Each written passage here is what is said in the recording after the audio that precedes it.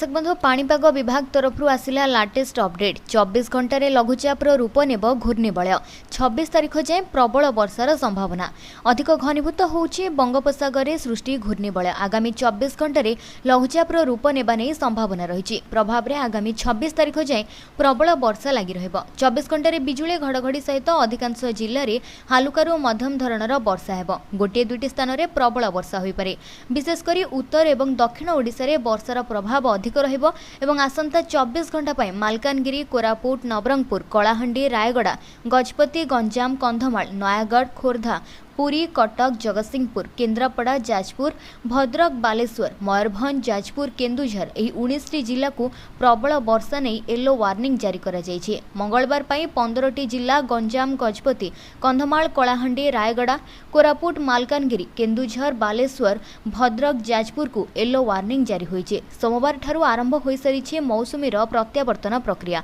स्वाभाविक तारीख 17 सेप्टेम्बर बदल में आज